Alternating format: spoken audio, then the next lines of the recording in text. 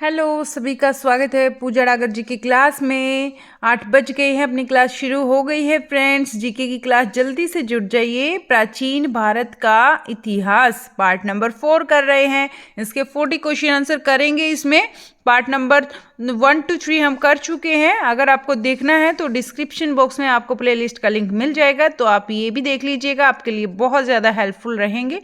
तो friends, welcome है सभी का पूजा डागर जी की क्लास में। क्वेश्चन नंबर 1 से शुरू करने जा रहे हैं हम क्लास को फ्रेंड्स। और इससे पहले मैं हर वीडियो में आपको बताती हूँ, प्राचीन भारत का इतिहास से बहुत सारे क्वेश्चंस पूछे जाते हैं, मध्यकालीन भारत का इतिहास से भी बहुत सारे क्वेश्चंस आ जाते हैं, और आधुनिक भारत का इतिहास से भी बहुत क्वेश्चन आ जाते हैं। तो यहाँ से हमारा पूरा हिस्ट्री कवर हो जाता है इनमें, प्राचीन भारत के इतिहास में, मध्यकालीन भारत के इतिहास में और आधुनिक कालीन भारत के इतिहास में। 2 हम कर चुके हैं, मध्यकालीन भारत का इतिहास और जो है आधुनिक कालीन भारत का इतिहास। ये हमारा 3rd चल रहा है, 3rd प्राचीन भारत का इतिहास। इसको भी पार्ट वाइज हम कवर कर लेंगे कंप्लीट। तो डेली आप 8 बजे जुड़ जाइएगा चैनल के साथ। अगर आप नहीं जुड़े हैं, अगर आपने सब्सक्राइब नहीं किया है चैनल को, तो प्लीज सब्सक्राइब कर लीजिए। क्वेश्चन नंबर 1 से शुरू करते हैं, प्लीज अंत तक जुड़े रहें। न्याय सूत्र किसने लिखा? तो न्याय सूत्र जो है यह किसने लिखा? यह न्याय सूत्र है, यह किसके द्वारा लिखा गया? व्यास के द्वारा, गौतम के द्वारा, या फिर कपिल के द्वारा, या फिर चरक के द्वारा? तो न्याय सूत्र किसने लिखा? तो न्याय सूत्र लिखा गौतम ने। किसने लिखा? गौतम ने। और इनका अगर पूरा नाम आ जाए तो गौतम की जगह यह मिलेगा आपको अक्सपाद गौतम। ठीक है, अक्सपाद गौतम मिलेगा इनका नाम कंप्लीट। आपको याद रखना है, अक्सपाद गौतम इनका नाम है। इन्होंने न्याय सूत्र लिखी है, न्याय सूत्र इन्होंने लिखा है। ठीक है फ्रेंड्स, न्याय सूत्र इन्होंने लिखा है अक्सपाद गौतम ने। आगे चलते हैं, क्वेश्चन नंबर 2। जैन और बौद्ध धर्म के समय कितने आश्रमों की मान्यता प्राप्त थी? जब जैन धर्म था और बौद्ध धर्म था, इस समय पर कितने आश्रमों की जो है मान्यता प्राप्त थी? 6 आश्रमों को, 4 आश्रमों को, 8 आश्रमों को, 2 आश्रमों को?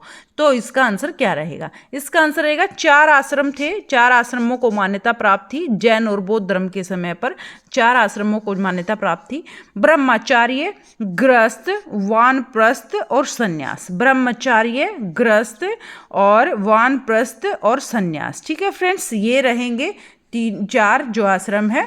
ठीक है, ब्रह्मचार्य ले लेना, गृहस्थ जीवन जीना, और वानप्रस्थ वन में चले जाना, और संन्यास ले लेना। तो ये है ब्रह्मचार्य, गृहस्थ, वानप्रस्थ और संन्यास, 4 आश्रम हैं। याद रखने हैं आपको चारों के चारों नाम। आगे चलते हैं क्वेश्चन नंबर 3 पर। क्वेश्चन नंबर 3 क्या है? भारतीय इतिहास के किस युग में क्षत्रिय एक विशिष्ट पहचान रखते थे? तो ऐसा कौन सा युद्ध था, ऐसा कौन सा युग था, युग था जिसमें क्षत्रिय एक विशेष पहचान रखते थे?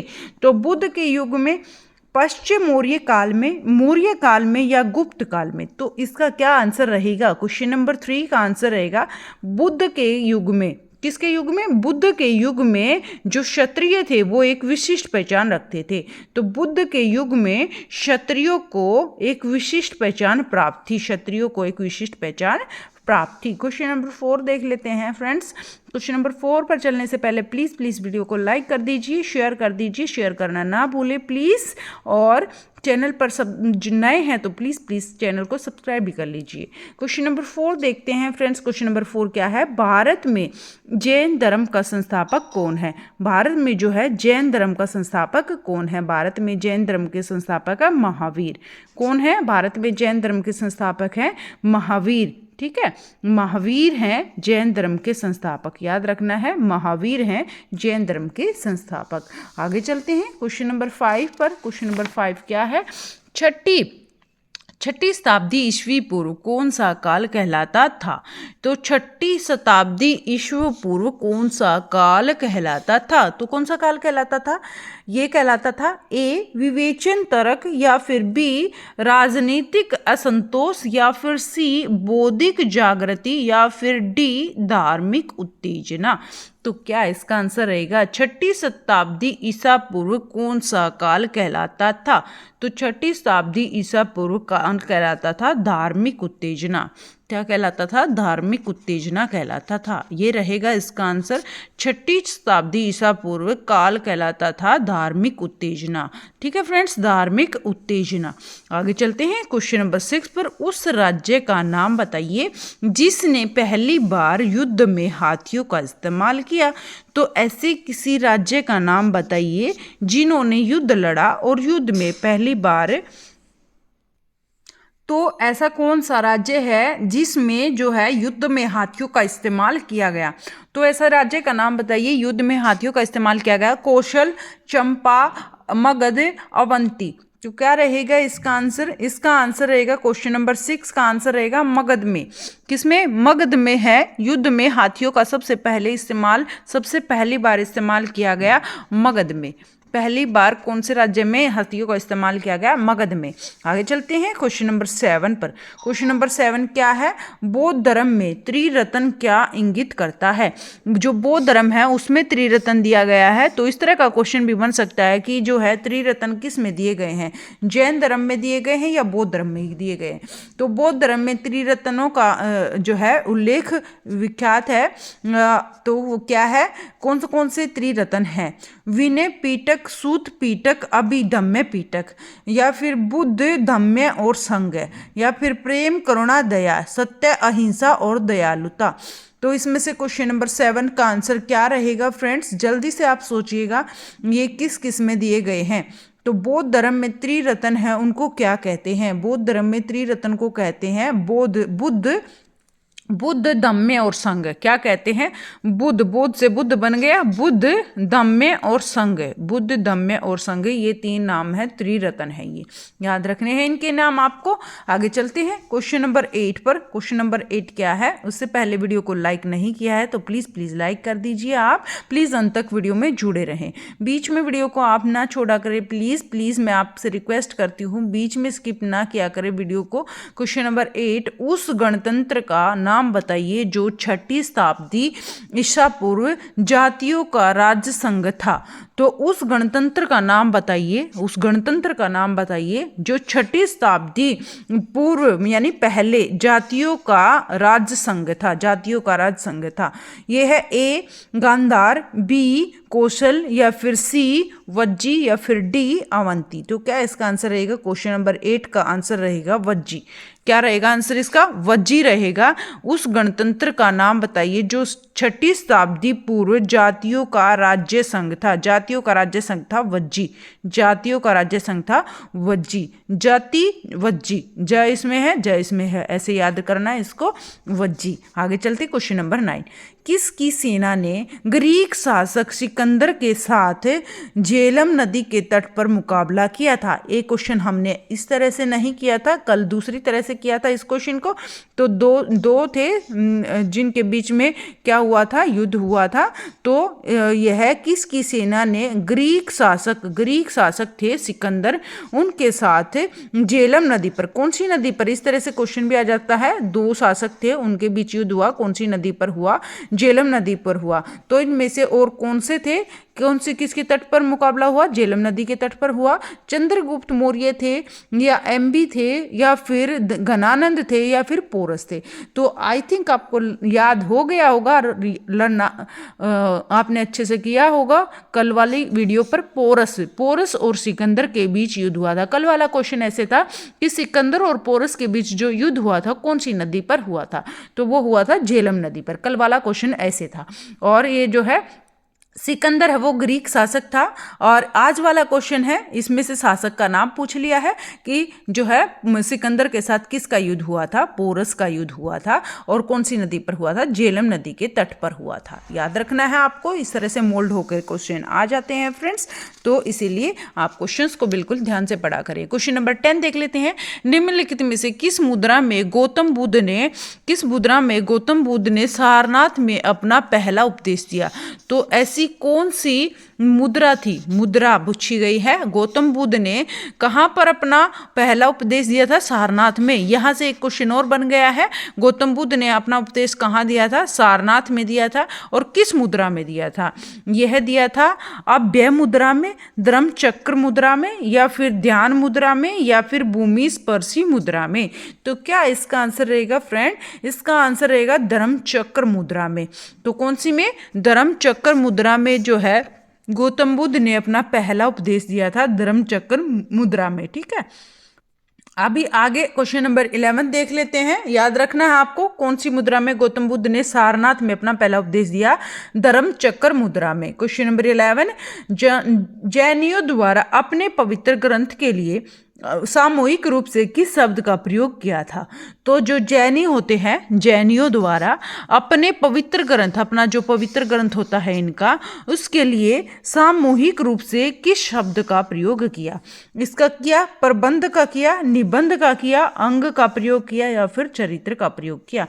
तो इसका आंसर रहेगा जैनियों द्वारा अपने पवित्र ग्रंथों के लिए जो है सामूहिक रूप से अंग का प्रयोग किया। किसका? अंग शब्द का प्रयोग किया। अपने पवित्र ग्रंथ के लिए अंग शब्द का जैनियों ने प्रयोग किया।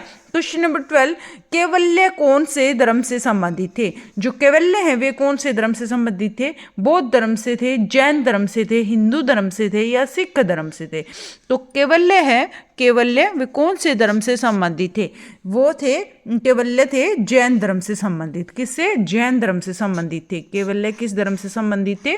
जैन धर्म से संबंधित थे कैवल्य। याद रखना है, कैवल्य जैन धर्म से संबंधित थे। क्वेश्चन नंबर 13, 16 महाजनपदों में से किसकी राजधानी तक्षशिला थी? तो 16 जो महाजनपद थे उनमें से 16 महाजनपद, कितने महाजनपद थे? 16 महाजनपद थे। तो 16 महाजनपदों में से किसकी राजधानी तक्षशिला थी? तो किसकी राजधानी तक्षशिला थी? कौशल की थी, कुरु की थी, वज्जी की थी, या फिर गांधार की थी? तो क्या इसका आंसर रहेगा? 13 का आंसर रहेगा फिर गांधार की। किसकी? गांधार की थी। ठीक है, ये रहेगा आंसर। 16 महाजनपदों में से किसकी राजधानी तक्षशिला थी? गांधार की राजधानी तक्षशिला थी। तो इस तरह का क्वेश्चन भी पूछा जा सकता है कि तक्षशिला जो है किसकी राजधानी तक्षशिला थी? तो ये थी गांधार की। तो क्वेश्चन कैसे भी घुमाया जा सकता है। क्वेश्चन नंबर 14 देख लेते हैं फ्रेंड्स। अगर वीडियो अच्छी लगी तो प्लीज लाइक करें, शेयर करें। क्वेश्चन नंबर 14, कौन सा बौद्ध ग्रंथ 16 महाजनपदों का उल्लेख करता है? तो कौन सा ऐसा बौद्ध ग्रंथ है जो 16, कौन सा बौद्ध ग्रंथ है? किस महाजनपदों की कौन से ग्रंथ में व्याख्या की गई है? बौद्ध ग्रंथ में। ये भी याद रखना आपको, बौद्ध ग्रंथ में महाजनपदों के बारे में बताया गया है। और 16 महाजनपद कौन सा बौद्ध ग्रंथ है उसमें जो है 16 महाजनपदों का उल्लेख किया गया है। दिग् निकाय में, अंगुत्तर निकाय में, सूत पीठ में, विनय पिटक में। तो क्या इसका आंसर रहेगा फ्रेंड्स? क्वेश्चन नंबर 14 का आंसर रहेगा अंगुत्तर निकाय में। किसमें? अंगुत्तर निकाय में जो है 16 महाजनपदों का उल्लेख किया गया है। अंगुत्तर निकाय में बौद्ध ग्रंथ के 16 महाजनपदों का उल्लेख अंगुत्तर निकाय में किया गया है। ठीक है, अंगुत्तर निकाय बौद्ध ग्रंथ में 16 महाजनपदों का उल्लेख किया गया है। याद रखना है आपको। आगे चलते हैं। क्वेश्चन नंबर 15 क्या है? क्वेश्चन नंबर 15 देख लेते हैं फ्रेंड्स। मैं आपको बता दूं, इससे पहले हमने इसके क्या नाम है 3 पार्ट कर लिए हैं। हमने इससे पहले 3 पार्ट के 3 पार्ट आपको मिल जाएंगे डिस्क्रिप्शन बॉक्स में। प्लेलिस्ट में इसकी मिल जाएगी, अलग से मैंने बना दी है। हर एक टॉपिक से रिलेटेड अलग से प्लेलिस्ट बनाई गई है। लुसेंट जीके है 10 पार्ट हमने कर रखे हैं। आधुनिक भारत का इतिहास के भी हमने 6-7 पार्ट कर रखे हैं। मध्यकालीन भारत के इतिहास के भी 6-7 पार्ट हमने कर रखे हैं। अलग से सबकी वीडियो मैंने बना रखी है। हिस्ट्री के जीके क्वेश्चन भी अलग से बना रखे हैं और हिंदी के जीके क्वेश्चन की भी अलग से बना रखी है प्लेलिस्ट, ताकि आपको जिस चीज़ की जो है ज़रूरत है आप वो सर्च कर लीजिएगा। ये डिस्क्रिप्शन बॉक्स में इन प्लेलिस्ट का लिंक आपको मिल जाएगा। आपको जिस चीज़ की रिक्वायरमेंट है आप देख लीजिएगा वीडियोस। क्वेश्चन नंबर 15 देख लेते हैं फ्रेंड्स। क्वेश्चन नंबर 15 क्या है? क्वेश्चन नंबर 15 है, बौद्ध धर्म महायान और हीनयान में किस शासक के शासनकाल के दौरान विभाजित हुआ था। तो जो बौद्ध धर्म है वो दो भागों में बट गया था, महायान और हीनयान। इस तरह भी क्वेश्चन आ सकता है, महायान और हीनयान कौन से धर्म से संबंधित हैं? तो ये बौद्ध धर्म से संबंधित है। महायान और हीनयान दोनों के दोनों बौद्ध धर्म से संबंधित है। महायान और हीनयान में किस शासक के शासन काल के दौरान विभाजित हुआ? बौद्ध धर्म है, दो भागों में बट गया, महायान और हीनयान। इनमें से किसके शासन काल के दौरान ऐसा हुआ? ठीक है, ऐसा विभाजन हुआ। ए कनिष्क, बी अशोक, सी चंद्रगुप्त द्वितीय, या फिर डी इनमें से कोई नहीं। तो क्या इसका आंसर रहेगा? क्वेश्चन नंबर 15 का आंसर रहेगा हमारा कनिष्क। क्या रहेगा आंसर? कनिष्क के शासनकाल में, कनिष्क के शासनकाल में बौद्ध धर्म महायान और हीनयान में बट गया। बौद्ध धर्म है महायान और हीनयान में कनिष्क के शासनकाल के दौरान बट गया। आगे याद करते हैं क्वेश्चन नंबर 16। स्तूप शब्द गौतम बुद्ध के जीवन की निम्नलिखित किस घटना से संबंधित है? जो स्तूप शब्द है, ये स्तूप शब्द है, ये शब्द गौतम बुद्ध के जीवन की किस घटना से संबंधित है? कौन सी घटना से संबंधित है ये स्तूप शब्द? किससे संबंधित है? ये गौतम बुद्ध से संबंधित है, ये भी याद रखना है। किस घटना से संबंधित है ये भी याद रखना है। मृत्यु से, जन्म से, या फिर प्रथम उपदेश से, या फिर गृह त्याग से। तो जो स्तूप है ना फ्रेंड्स, ये मृत्यु से संबंधित है। स्तूप जो है ये मृत्यु घटना से संबंधित है। स्तूप शब्द गौतम बुद्ध के जीवन के लिए मृत्यु घटना से संबंधित है। क्वेश्चन नंबर 17 देख लेते हैं। जैन धर्म के पहले तीर्थकर कौन थे? जैन धर्म का पहला तीर्थकर कौन रहा है? महावीर स्वामी, ऋषभ देव, या फिर अजितनाथ, या फिर पार्श्वनाथ। तो पार्श्वनाथ तो सबसे आखिरी रहेगा, और जो है इनमें से सबसे पहला कौन रहेगा? सबसे पहले रहेंगे ऋषभ देव। ऋषभ देव सबसे पहले जैन धर्म के सबसे पहले तीर्थकर रहे हैं ऋषभ देव, और पार्श्वनाथ सबसे बाद वाले। क्वेश्चन नंबर 18 क्या है? वैशेषिक दर्शन के प्रतिपादन कौन है? तो वैशेषिक दर्शन के प्रतिपादक कौन है? कपिल है, कणाद है, या फिर अक्षपाद गौतम है, या फिर पतंजलि है। तो क्या रहेगा इसका आंसर? क्वेश्चन नंबर 18 का आंसर रहेगा वैशेषिक दर्शन के प्रतिपादक कौन है? वैशेषिक दर्शन के प्रतिपादक हैं हमारे कणाद। क्या रहेगा इसका आंसर? क्वेश्चन नंबर 18 का आंसर रहेगा कणाद। वैशेषिक दर्शन के प्रतिपादक हैं कणाद, याद रखना है। वैशेषिक दर्शन के प्रतिपादक कौन है? कणाद है। आगे चलते हैं क्वेश्चन नंबर 19। निम्नलिखित में से कौन से प्राचीनतम राजवंश कौन सा है? इनमें से सबसे प्राचीनतम राजवंश कौन सा है? मौर्य है, कुषाण है, गुप्त है, कण्व है। सबसे प्राचीन, सबसे पहला, सबसे प्राचीन, सबसे पुराना पूछा गया है तो ये है मौर्य। मौर्य इसका आंसर रहेगा। निम्नलिखित में से सबसे प्राचीनतम राजवंश कौन सा है? मौर्य है। क्वेश्चन नंबर 20 देख लेते हैं। क्वेश्चन नंबर 20 क्या है? बौद्ध धर्म के अधिकांश ग्रंथ किस भाषा में लिखे गए हैं? जो बौद्ध धर्म है उसके जो ग्रंथ हैं वो अधिकांश कौन सी भाषा में लिखे गए हैं? संस्कृत भाषा में, प्राकृत भाषा में, सी मागधी भाषा में, डी पाली भाषा में। तो क्या इसका आंसर रहेगा फ्रेंड्स? बौद्ध धर्म के अधिकांश ग्रंथ किस भाषा में लिखे गए हैं? बौद्ध धर्म है उसके जो अधिकांश ग्रंथ हैं वो लिखे गए हैं फ्रेंड्स पाली भाषा में। सबसे ज़्यादा पाली भाषा में बौद्ध धर्म के अधिकांश ग्रंथ लिखे गए हैं। कौन सी भाषा में? पाली भाषा में। ये अपने 20 क्वेश्चन हो चुके हैं। प्लीज़ वीडियो अगर लाइक नहीं की है तो लाइक कर दीजिए। जो लेट हो गए हैं फ्रेंड्स प्लीज़ स्टार्टिंग से वीडियो को देख लीजिएगा आप, और बैक भी कर सकते हैं, यहाँ से आप दोबारा से देख सकते हैं स्टार्टिंग से अगर आपको देखनी है तो। Question number 21। क्वेश्चन नंबर 21 क्या है? अशोक ने तृतीय बौद्ध परिषद कहाँ बुलाई थी? अशोक ने जो है तृतीय बौद्ध परिषद कहाँ बुलाई थी? तीसरी बौद्ध परिषद कहाँ बुलाई थी? तो पाटलिपुत्र में, कलिंग में, मगध में, सारनाथ में। तो क्या रहेगा क्वेश्चन नंबर 21 का आंसर? अशोक ने तृतीय बौद्ध परिषद कहाँ बुलाई थी? ये बुलाई थी पाटलिपुत्र में। तीसरी जो अशोक ने तीसरी बौद्ध परिषद अशोक ने बुलाई थी। बौद्ध परिषद किसने बुलाई थी ये भी पूछा जा सकता है। तो बौद्ध परिषद बुलाई थी, तृतीय बौद्ध परिषद बुलाई बुलाई थी? अशोक ने कहाँ पर? पाटलिपुत्र में बुलाई थी तीसरी जो है बौद्ध परिषद। आगे चलते क्वेश्चन नंबर 22 पर। प्लीज अंत तक जुड़े रहें। क्वेश्चन नंबर 22 क्या है? निम्नलिखित में से वह व्यक्ति कौन है जिसका नाम देवनाम प्रियदर्शी भी था?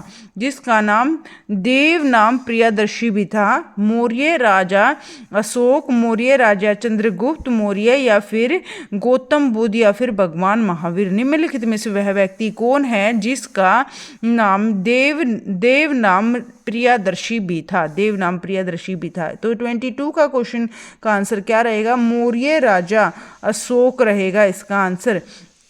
इसका आंसर रहेगा ए, मौर्य राजा अशोक।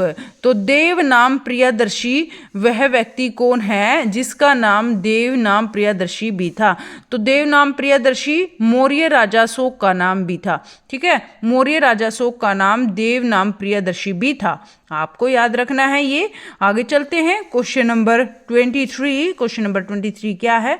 अशोक की प्रशासनिक नीति में भारी परिवर्तन किस घटना से आया? तो अशोक की जो है प्रशासनिक जो नीति थी उसमें सबसे ज़्यादा भारी परिवर्तन किस घटना से आया? कौन सी घटना से आया? तीसरी बौद्ध परिषद से आया, कलिंग युद्ध से आया, उनका बौद्ध धर्म को अपनाना, या फिर डी सिलोन को उसका मिशनरी भेजना। तो जो अशोक थे ना, अशोक की जो प्रशासनिक नीति है उसमें भारी परिवर्तन हो गया जब उन्होंने एक युद्ध लड़ा था, कलिंग युद्ध लड़ा था। उसमें हजारों व्यक्तियों को उन्होंने मौत के घाट उतार दिया था और फिर उनको पछतावा हुआ था, फिर उन्होंने बौद्ध धर्म को अपना लिया था।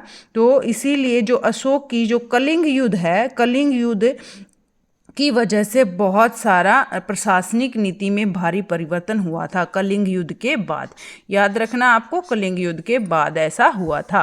क्वेश्चन नंबर 24 देख लेते हैं फ्रेंड्स। 24 क्वेश्चन क्या है? प्लीज़ वीडियो को लाइक नहीं किया है तो लाइक कर दीजिए। क्वेश्चन नंबर 24, अशोक के अधीन मौर्य राजतंत्र का सबसे सही वर्णन निम्नलिखित में से कौन सा होगा? निम्नलिखित में से कौन सा होगा? अशोक के अधीन मौर्य राजतंत्र का सबसे सही वर्णन निम्नलिखित में से कौन सा होगा? मौर्य राजतंत्र का सबसे सही वर्णन इनमें से कौन सा होगा? प्रबुद्ध स्वेच्छाचारी शासन में, या फिर बी केंद्रीय कृत एकाधिपत्य, या फिर सी प्राच्य स्वेच्छाचारी शासन, या फिर डी निर्देशित लोकतंत्र।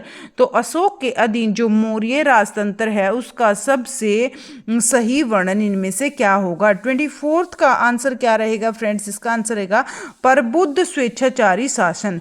प्रबुद्ध बुद्धि से स्वेच्छाचारी शासन। ठीक है, अच्छे से शासन करना। प्रबुद्ध स्वेच्छाचारी शासन अशोक के अधीन मौर्य राजतंत्र का सबसे सही वर्णन है। प्रबुद्ध स्वेच्छाचारी शासन, सबसे बहुत अच्छे से शासन किया था अशोक ने। तो ये हो गया इसका आंसर। आगे चलते हैं 25 क्वेश्चन। चंद्रगुप्त मौर्य के दरबार में भेजा गया यूनानी राजदूत कौन था? चंद्रगुप्त मौर्य के दरबार में किसी एक राजदूत को भेजा गया, यूनानी राजदूत थे वो, और तो उनके दरबार में भेजा गया चंद्रगुप्त मौर्य के दरबार में। तो ये यूनानी राजदूत कौन थे? ये थे कौटिल्य थे, बी या मैग्स्थनीज थे, या फिर सी सेल्यूकस निकेटर थे, या फिर डी जस्टिन थे। तो क्या इसका आंसर रहेगा? 25 का आंसर क्या रहेगा फ्रेंड्स? इसका रहेगा ये थे मैग्स्थनीज। ठीक है, कौन थे? मैग्स्थनीज थे। चंद्रगुप्त मौर्य के दरबार में भेजे जाने वाला यूनानी राजदूत मैग्स्थनीज थे। याद रखना है, मैग्स्थनीज थे। चंद्रगुप्त मौर्य के दरबार में यूनानी राजदूत जो भेजा गया था वो मैग्स्थनीज थे। आगे चलते हैं क्वेश्चन नंबर 26। निम्नलिखित में से कौन सा जानवर सारनाथ स्तंभ पर उत्कीर्ण नहीं है? इनमें से जो सारनाथ स्तंभ है उसमें से कौन सा जानवर उत्कीर्ण नहीं है, बना हुआ नहीं है? ये है कुकुद वाला सांड, हाथी, या फिर हिरण, या फिर घोड़ा। तो क्या इसका आंसर रहेगा फ्रेंड्स? इसमें कुकुद वाला जो सांड है वो भी उत्कीर्ण बना हुआ है, हाथी का भी बना हुआ है, और हिरण का जो है वो नहीं बना गया, तो घोड़े का भी बनाया गया है। तो इसका आंसर रहेगा सी। ठीक है, हिरण का नहीं बनाया गया है। जो है निम्नलिखित में से कौन सा जानवर सारनाथ स्तंभ पर उत्कीर्ण नहीं है? तो हिरण जो है वो सारनाथ स्तंभ पर उत्कीर्ण नहीं है। आगे चलते हैं क्वेश्चन नंबर 27 पर। सेल्यूकस निकेटर पराजित किया गया था।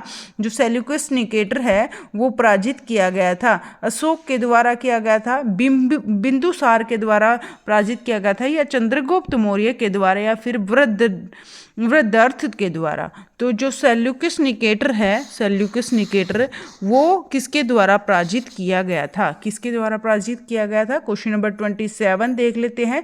27 का आंसर रहेगा फ्रेंड्स चंद्रगुप्त मौर्य के द्वारा। सेल्यूकस निकेटर पराजित किए गए थे चंद्रगुप्त मौर्य के द्वारा। सेल्यूकस निकेटर पराजित किए गए थे, याद रखना है। सेल्यूकस निकेटर किसके द्वारा पराजित किए गए थे? ये पराजित किए थे चंद्रगुप्त मौर्य के द्वारा पराजित किए गए। आगे चलते हैं क्वेश्चन नंबर 28। केवल और केवल 40 क्वेश्चन है फ्रेंड्स। प्लीज़ वीडियो में अंत तक जुड़े रहें, बीच में वीडियो को ना छोड़ें, और वीडियो को ज़्यादा से ज़्यादा शेयर करें। प्लीज़ चैनल को सब्सक्राइब कर ले अगर अभी तक चैनल को सब्सक्राइब नहीं आपने किया है तो, और लाइक भी करना ना भूलें, प्लीज़ लाइक कर दीजिए वीडियो को। क्वेश्चन नंबर 28 क्या है? अर्थशास्त्र की रचना किसने की थी? तो अर्थशास्त्र की रचना की थी गणानंद ने, या फिर बिंबिसार ने, या फिर कौटिल्य ने, या फिर पुष्यमित्र ने। तो अर्थशास्त्र की रचना किसने की थी? अर्थशास्त्र की रचना की थी, सी रहेगा इसका आंसर। कौटिल्य ने अर्थशास्त्र की रचना की थी। ये इजी क्वेश्चन है लेकिन इंपॉर्टेंट है। अर्थशास्त्र की रचना किसने की थी? कौटिल्य ने अर्थशास्त्र की रचना की थी। ये हो गए अपने 28 क्वेश्चन। 29 क्वेश्चन पर चलते हैं फ्रेंड्स। अशोक ने अपनी सभी अभिलेखों में एक रूपता से किस प्राकृत का प्रयोग किया था? तो किस प्राकृत का प्रयोग किया था? अशोक ने अपनी सभी अभिलेखों में एक रूपता से किस प्राकृत का प्रयोग किया था? तो इसका क्या था? अर्ध मागधी का, या फिर सूरसेन का, बी रहेगा सूरसेन का, या फिर सी मागधी का, या फिर डी अडिगा का। तो क्या रहेगा इसका आंसर? क्वेश्चन नंबर 29 का आंसर रहेगा फ्रेंड्स अशोक ने अपनी सभी अभिलेखों में एक रूपता से जो है मागधी प्राकृत का प्रयोग किया था। अशोक ने मागधी प्राकृत का प्रयोग किया था अपने सभी अभिलेखों में। Question number 30। निम्नलिखित में से कौन मौर्य वंश का अंग नहीं था? तो इनमें से कौन मौर्य वंश का अंग नहीं था? अजातशत्रु, चंद्रगुप्त मौर्य, बिंदुसार, इनमें से कोई नहीं।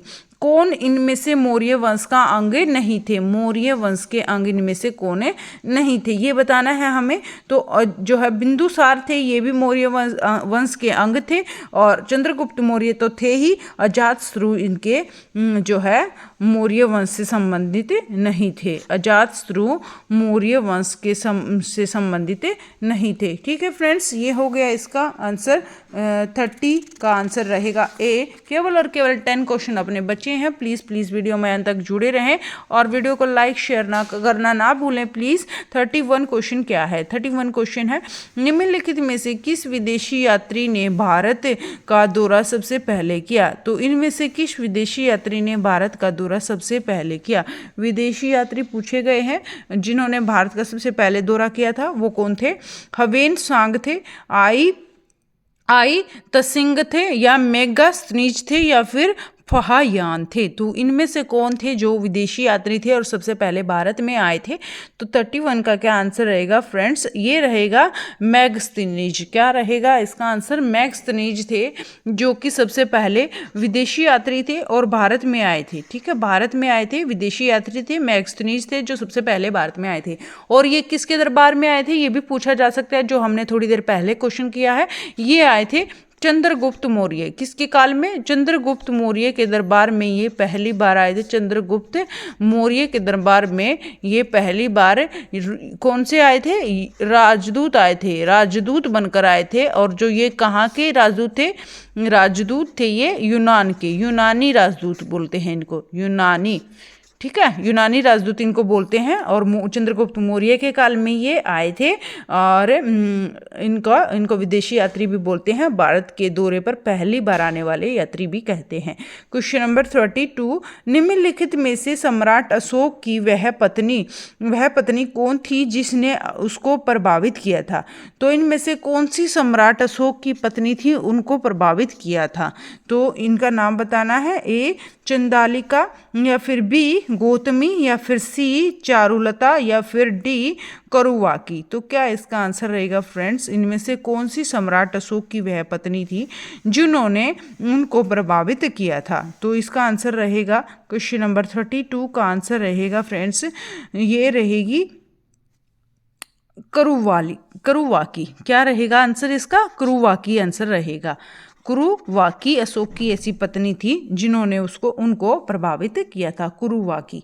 आगे चलते हैं क्वेश्चन नंबर 33 पर। क्वेश्चन नंबर 33 क्या है? तक्षशिला विश्वविद्यालय किन दो नदियों के बीच स्थित था? तो जो तक्षशिला विश्वविद्यालय फ्रेंड्स वो किन दो नदियों के बीच स्थित था? यह था सिंधु और झेलम नदी, व्यास और सिंधु नदी, झेलम और रावी नदी, सतलुज और सिंधु नदी। तो तक्षशिला विश्वविद्यालय किन दो नदियों के बीच स्थित था? तो 33 का क्या आंसर रहेगा? इसका आंसर रहेगा सिंधु और झेलम के बीच। किसके बीच? सिंधु और झेलम के बीच तक्षशिला विश्वविद्यालय था, दो नदियों के बीच जिनका नाम है सिंधु और झेलम। सिंधु और झेलम दो नदियों के बीच तक्षशिला विश्वविद्यालय स्थित था। आगे चलते हैं क्वेश्चन नंबर 34 क्या है फ्रेंड्स? क्वेश्चन नंबर 34 देख लेते हैं जल्दी से। यूनानियों को भारत से बाहर किसने निकाला था? तो जो यूनानी थे उनको भारत से बाहर किसने निकाला था? चंद्रगुप्त मौर्य ने, चंद्रगुप्त विक्रमादित्य ने, अशोक ने या बिंदुसार ने? तो जो यूनानी थे उनको भारत से ही बाहर कर दिया था।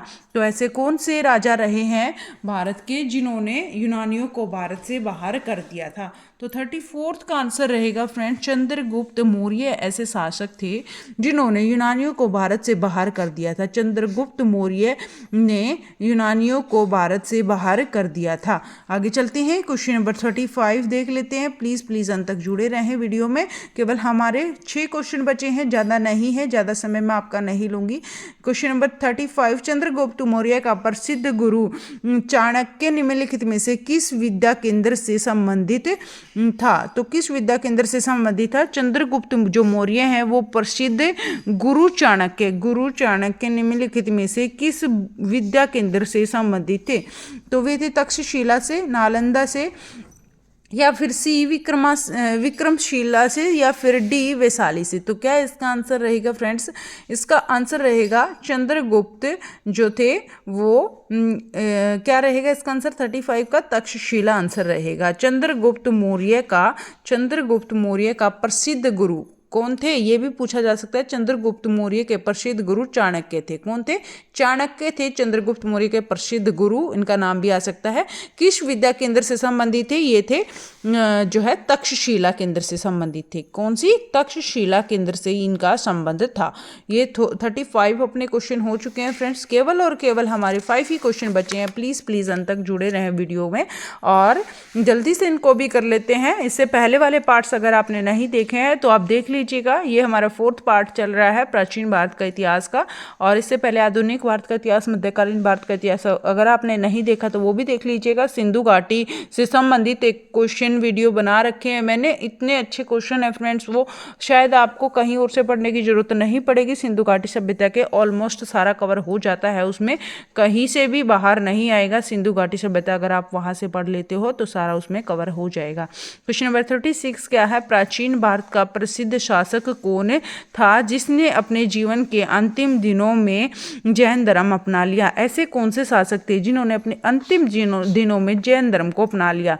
अंतिम दिनों में जैन धर्म को अपना लिया, ऐसे प्राचीन भारत के प्रसिद्ध शासक कौन रहे हैं? समुद्रगुप्त रहे हैं, चंद्रगुप्त रहे हैं, बिंदुसार रहे हैं या अशोक रहे हैं? तो अपने अंतिम दिनों में जैन धर्म को अपनाने वाले कौन से ऐसे जो है भारत के प्रसिद्ध शासक रहे हैं? तो 36 का आंसर क्या रहेगा फ्रेंड्स? इसका आंसर रहेगा चंद्रगुप्त ऐसे थे, चंद्रगुप्त मौर्य ऐसे थे। चंद्रगुप्त, उन्होंने अपने अंतिम दिनों में जैन धर्म को अपना लिया था। अपने अंतिम दिनों में जैन धर्म को अपनाने वाले थे चंद्रगुप्त। आगे चलते हैं क्वेश्चन नंबर 37, कलिंग युद्ध किस वर्ष में हुआ था? जो कलिंग युद्ध है वह किस वर्ष में हुआ था? कलिंग युद्ध बहुत बहुत ज़्यादा प्रसिद्ध है, जो अशोक के काल में हुआ था और इससे बहुत ज़्यादा शासनिक परिवर्तन हुआ था उनके जीवन में। तो यह है किस वर्ष में हुआ था? 261 बीसी, 232 बीसी या फिर 263 बीसी या फिर डी इसका आंसर रहेगा 240 बीसी। तो क्या इसका आंसर रहेगा फ्रेंड्स, कलिंग युद्ध किस वर्ष में हुआ था? तो कलिंग युद्ध जो हुआ था फ्रेंड्स अशोक के शासनकाल में हुआ था और यह हुआ था ए, इसका आंसर रहेगा 261 बीसी। 261 बीसी वर्ष में यह कलिंग युद्ध हुआ था, 261 बीसी, बिफोर क्राइस्ट। बीसी का मतलब होता है बिफोर क्राइस्ट, क्राइस्ट के जन्म से पहले, बिफोर क्राइस्ट आएगा। ठीक है, आगे चलते हैं, क्वेश्चन नंबर 38 देख लेते हैं। भारतीय रंगमंच में यवनिका पर्दा का शुभारंभ किसने किया? भारतीय जो रंगमंच है उसमें यवनिका पर्दा का शुभारंभ किसने किया था? शकों ने किया था, यूनानियों ने किया था या फिर सी पार्थियनों ने किया था या फिर डी कुषाणों ने किया था? तो क्या आंसर रहेगा 38 का फ्रेंड्स? जल्दी से आप गेस कीजिएगा, क्या आंसर रहेगा इसका? भारतीय रंगमंच में यवनिका पर्दा का शुभारंभ किसने किया था? किसने किया था? इसका आंसर रहेगा फ्रेंड्स यूनानियों ने। किसने? यूनानियों ने किया था। भारतीय रंगमंच में यवनिका पर्दा का शुभारंभ किया था यूनानियों ने। यवनिका यूनानियों। ठीक है फ्रेंड्स, ये हो गए अपने 38 क्वेश्चन। प्लीज़ वीडियो को लाइक करना ना भूलें, लाइक कर दीजिए प्लीज़, और शेयर भी किया करें फ्रेंड्स। शेयर नहीं करते हैं आप, ज़्यादा से ज़्यादा शेयर करें। और सुबह अपनी करंट अफेयर रहती है, करंट अफेयर शॉर्ट्स होती है अपनी, और वो भी आप प्लीज़ देख लीजिए करें, उसमें भी बहुत ज़्यादा इंपॉर्टेंट अपडेट्स होती हैं। क्वेश्चन नंबर 39, शिलालेखों में किस राजा को जो है देवनाम्पिया या पियदस्सी देवताओं का प्रिय कहा गया है? देवताओं का प्रिय ऐसे राजा को कहा गया है। कौन से राजा को देवताओं का प्रिय कहा गया है? अशोक को, बिंदुसार को, हर्ष को, चंद्रगुप्त मौर्य को? तो ऐसा कौन सा शासक रहा है जिसको देवताओं का प्रिय कहा है, जिसने बहुत ज़्यादा जो है अच्छे से अपना शासन चलाया था? तो ऐसे कौन से शासक रहे हैं देवताओं का प्रिय, उनको कहा गया है? तो ये भी देख लेना है। देवानाम्पिया और पियदस्सी इसको बोलते हैं, और देवताओं का प्रिय कहा है अशोक को। ए आंसर रहेगा इसका फ्रेंड्स, ए आंसर रहेगा, अशोक को कहा गया है देवताओं का प्रिय। क्वेश्चन नंबर 40, जूनागढ़ शिलालेख का संबंध किससे है? जूनागढ़ शिलालेख का संबंध किससे है? ये है ए, रुद्रदामन से, चंद्रगुप्त द्वितीय से, बिंबिसार से या फिर गौतमी पुत्र सतकर्णी से? तो जो ये जूनागढ़ शिलालेख है इसका संबंध किससे है? जूनागढ़ शिलालेख का संबंध है किससे है? रुद्रदामन से। किससे? ए रहेगा इसका आंसर, रुद्रदामन से। यह जूनागढ़ शिलालेख का संबंध है रुद्रदामन। जूनागढ़ शिलालेख का संबंध है रुद्रदामन। ठीक है फ्रेंड्स, ये हो गए अपने complete. Thank you so much friends, thank you very much आप सभी का, आपने अपना इतना कीमती समय इस वीडियो को दिया। Thank you so much. I hope आपके लिए ये ज़्यादा हेल्पफुल रहेगी। थैंक यू, और वीडियो में अंत तक बने रहने के लिए आप सभी का धन्यवाद। और 3 से 3:30 पर अपनी साइंस क्लास होती है, प्लीज़ फ्रेंड्स उसमें भी आप आ जाया करें, वो भी अटेंड करें। बहुत ज़्यादा इंपॉर्टेंट क्वेश्चन उसमें हम करते हैं, साइंस टॉपिक वाइज कर रहे हैं कवर। हमारे 10 टॉपिक हो चुके हैं फ्रेंड्स, केवल आधा घंटा होती है हमारी क्लास, ज़्यादा समय नहीं होता है उसमें। 20 से 25 क्वेश्चन हम उस पर रखते हैं, और ये अपनी 8 से 8:40 क्लास होती है। Thank you so much friends, bye bye, take care, good night, keep smile. फिर मिलते हैं नेक्स्ट वीडियो पर, तब तक के लिए आप अपना ख्याल रखें। Bye bye.